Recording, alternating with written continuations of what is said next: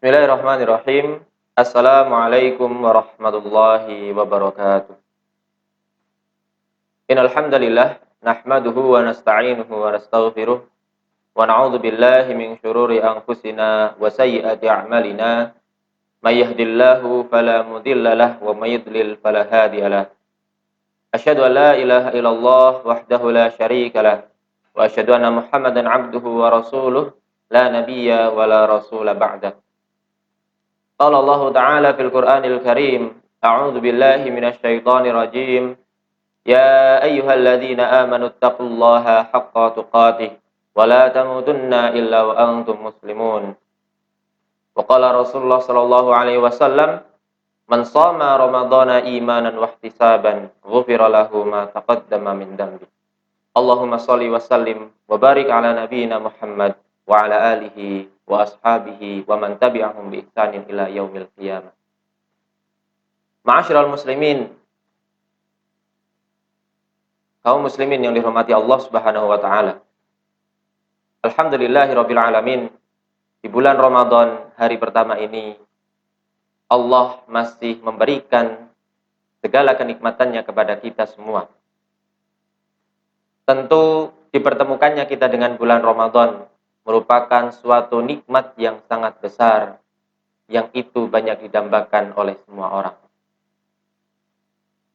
Untuk itu, kaum muslimin yang dirahmati Allah Subhanahu wa taala, marilah kita senantiasa bersyukur kepada Allah Subhanahu wa taala atas kesempatan yang telah diberikan oleh Allah Subhanahu wa taala.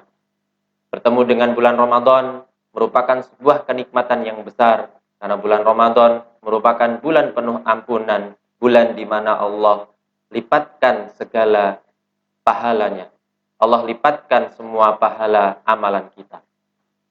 Akan tetapi perlu diingat kaum muslimin yang dirahmati Allah Subhanahu wa taala, bahwa dipertemukannya kita dengan bulan Ramadan itu tandanya bekal yang kita butuhkan untuk bertemu dengan Allah Subhanahu wa taala masih belum cukup.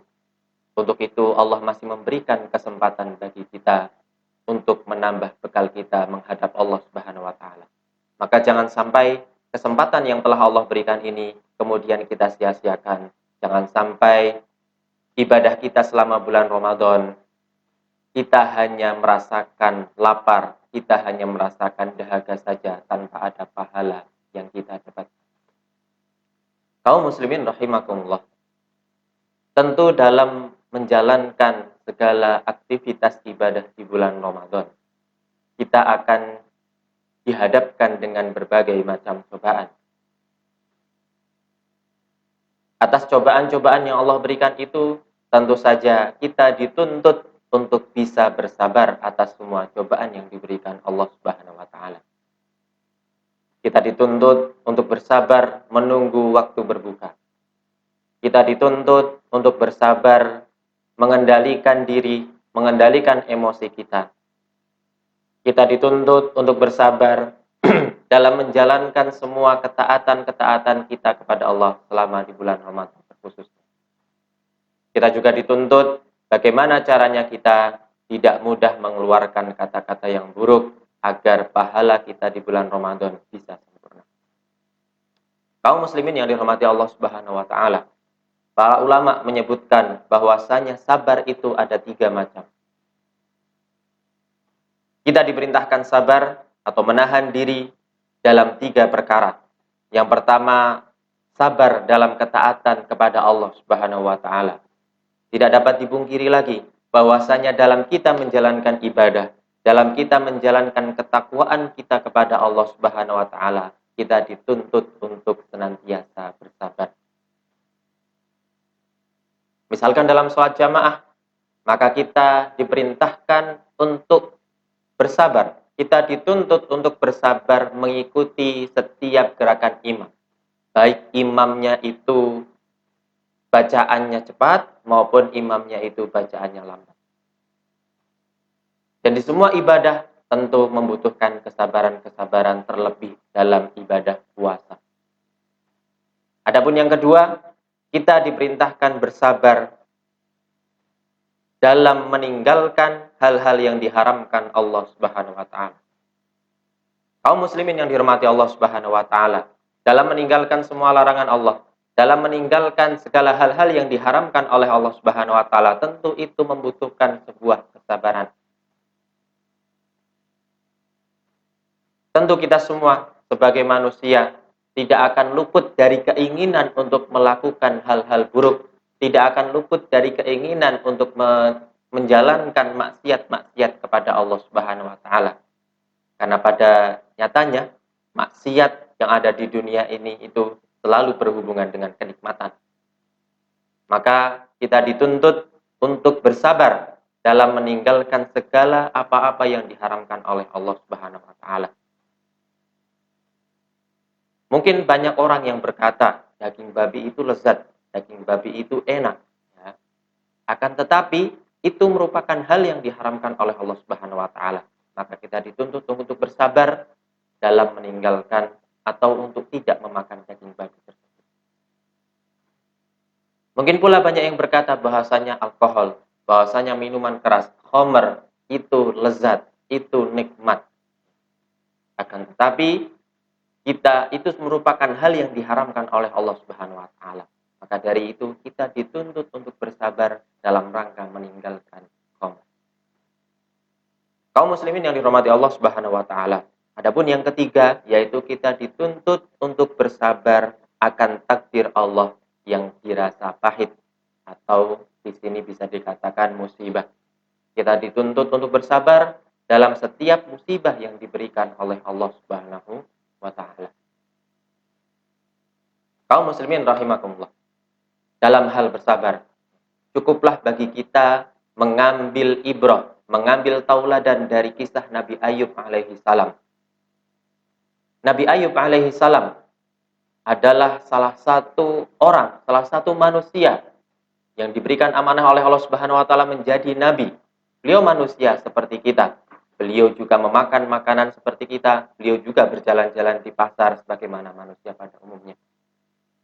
Akan tetapi, beliau memiliki kesabaran yang luar biasa dalam menjalankan atau dalam menghadapi musibah yang diberikan oleh Allah Subhanahu wa taala. Nabi Ayub alaihi salam, beliau diberi kenikmatan oleh Allah Subhanahu wa taala 20 tahun. 20 tahun hidupnya nikmat. Beliau menikah di umur, dikatakan para ulama menyebutkan bahwasanya beliau menikah di umur 30 tahun, kemudian menjalani kehidupan bersama istri dan keluarganya selama 20 tahun, semuanya isinya kenikmatan. Beliau adalah orang baik, orang soleh, baik dengan tetangganya, maupun baik dalam akhlak-akhlak yang lain. Beliau memiliki 12 anak. Beliau juga diberikan harta oleh Allah Subhanahu wa taala yang begitu melimpah, kebunnya luas, hartanya juga begitu banyak. Intinya dalam 20 tahun beliau menjalani kehidupan, itu isinya adalah kenikmatan semua. Akan tetapi, memasuki umur beliau yang ke-51, Allah berikan cobaan kepada beliau. Yang pertama, di hari pertama umur beliau 51, Allah berikan cobaan kepada beliau berupa penyakit. Penyakit yang menular, penyakit yang menjadikan beliau tidak dapat melakukan berbagai macam aktivitas. Penyakit, karena ini penyakit menular, penyakit yang menjadikan orang-orang kemudian menjauhi Nabi Ayub alaihi salam. Padahal sebelumnya beliau betul-betul sehat, tidak pernah merasakan. Ujian yang pertama adalah berupa rasa sakit penyakit yang diberikan oleh Allah Subhanahu wa taala. Kemudian di hari berikutnya Allah Subhanahu wa taala berikan cobaan berupa Allah ambil semua anak-anak beliau. 12 anak beliau diambil semua oleh Allah Subhanahu wa taala menghadap Allah Subhanahu wa taala. Jadi pada saat ke-12 anak-anaknya itu makan di suatu ruangan, tiba-tiba ruangan yang ditempati bangunannya rubuh sehingga menewaskan keseluruhan anak-anaknya. 12 anaknya dalam seketika hilang. Cobaan yang kedua. Cobaan yang pertama tadi berupa penyakit yang diberikan oleh Allah Subhanahu wa taala. Kemudian cobaan yang kedua, anak-anak beliau diambil oleh Allah Subhanahu wa taala. Di hari ketiga, Allah Subhanahu wa taala masih memberikan cobaan, yaitu semua hartanya, semua ladangnya, semua ternak-ternaknya tiba-tiba diserang oleh hama, tiba-tiba diserang oleh badai yang menyebabkan semuanya habis tidak tersisa. Dan yang lebih unik lagi, cobaan ini hanya menimpa pada Nabi Ayub alaihi salam. Ladang yang diserang hama hanya milik Nabi Ayub alaihi salam. Ladang tetangga-tetangganya, keluarga-keluarga yang lain tidak diserang. Maka Allah berikan cobaan yang mungkin kita sebagai manusia biasa ketika menghadapi cobaan tersebut, barangkali kita sudah memilih untuk mengakhiri hidup. Tapi Nabi Ayub tidak. Kaum muslimin yang dirahmati Allah Subhanahu wa taala. Beliau tidak pernah mengeluh selama ditimpa musibah oleh Allah Subhanahu wa taala. Tidak pernah sekalipun beliau mengeluh. Sampai pada akhirnya memasuki 18 tahun beliau menjalani kehidupannya sakit 18 tahun. Istrinya pun berkata kepada Nabi Ayub, "Wahai suamiku, mintalah kepada Allah kesembuhan. Engkau ini kan nabi, yang pasti doanya dikabulkan oleh Allah Subhanahu wa taala. Mintalah kepada Allah kesembuhan agar engkau bisa berdakwah, tidak usah minta anak-anak, tidak usah minta harta dulu, tapi mintalah kesembuhan agar engkau bisa kembali berdakwah di jalan Allah Subhanahu." Tapi subhanallah, apa kata Nabi Ayub alaihi salam? Beliau menjawab, "Wahai istriku, ingatlah berapa tahun kita menjalani kehidupan yang nikmat." Maka istrinya menjawab, 20 tahun. Kemudian, berapa tahun Allah memberikan rasa sakit ini kepada saya? Allah memberikan penyakit ini kepada saya? 18 tahun. Istrinya menjawab seperti itu, masih betul-betul ingat. Maka Nabi Ayub berkata, "Saya malu. Allah sudah memberikan kenikmatan selama 20 tahun. Tapi baru 18 tahun Allah berikan musibah kepada saya. Kemudian saya mengeluh kepada Allah. Belum sebanding. Belum sebanding secara waktunya. Kenikmatan selama 20 tahun, sedangkan musibah yang Allah berikan baru 18 tahun. Maka kemudian di umur beliau yang ke-70, artinya sudah genap 20 tahun beliau diberikan musibah, diberikan penyakit oleh Allah Subhanahu wa taala. Maka Ayub alaihi salam kemudian berdoa kepada Allah Subhanahu wa taala, yang mana doa ini diabadikan oleh Allah Subhanahu wa taala di dalam Al-Qur'an, surat Al-Anbiya ayat 83 sampai 84. A'udzu billahi minasyaitonir rajim. Wa ayyuba idnada rabbahu anni massaniyad durru wa anta arhamur rahimin. Nabi Ayub di sini tidak meminta kepada Allah Subhanahu wa taala, "Ya Allah, sudah 20 tahun engkau berikan cobaan, maka sudah saatnya engkau sembuhkan aku." Bahasanya bukan seperti itu. Tapi Nabi Ayub berdoa kepada Allah Subhanahu wa taala dengan bahasa yang sangat lembut. Dan ingatlah kisah Ayub ketika dia berdoa kepada Tuhannya, "Anni massaniya durru wa anta arhamur rahimin." Sungguh aku telah ditimpa penyakit, padahal Tuhan yang Maha Penyayang. Padahal engkau adalah Tuhan yang Maha Penyayang dari semua Maha Penyayang. Beliau masih memuji Allah Subhanahu wa taala, senantiasa memuji Allah dalam doanya. Dan beliau pun tidak memaksa untuk kemudian, "Ya Allah, sembuhkanlah saya sekarang." Tidak. Maka dengan doa yang sangat lembut seperti itu, Allah Subhanahu wa taala kemudian menjawabnya, "Fastajabna lahu fakashafna ma bihi min dur." Fastajabna lahu, maka langsung kami kabulkan doanya, lalu kami lenyapkan penyakit yang ada padanya, dan kemudian kami lenyapkan penyakit yang menempel pada diri Ayub alaihissalam. Maka seketika itu diceritakan dalam kisah, di bawah ranjang beliau kemudian keluar mata air, yang kemudian beliau mandi dengan mata air tersebut, sehingga Allah berikan kesembuhan atas penyakitnya, bahkan kondisi fisiknya 2 kali lebih baik daripada saat sebelum beliau sakit. Masya Allah. Tidak hanya itu, Allah kemudian melanjutkan dalam ayatnya, "Wa atainahu ahlahu wa mithlahum ma'ahum rahmatan min indina wa dzikra lil 'abidin."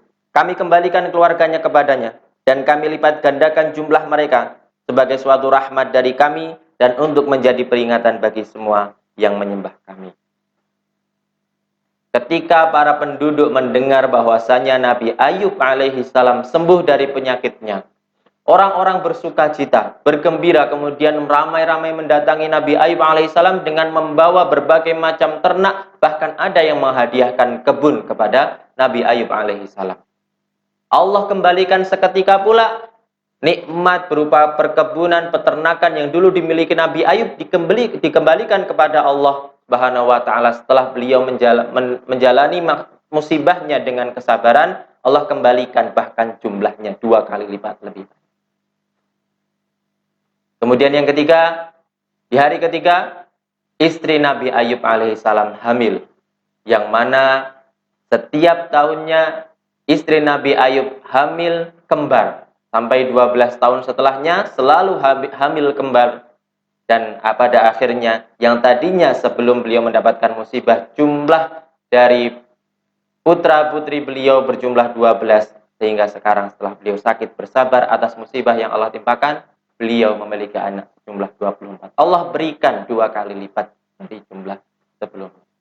Kaum muslimin yang dirahmati Allah Subhanahu wa taala, begitu luar biasanya kesabaran yang kesabaran Nabi Ayub alaihissalam dalam menjalani musibah yang Allah berikan.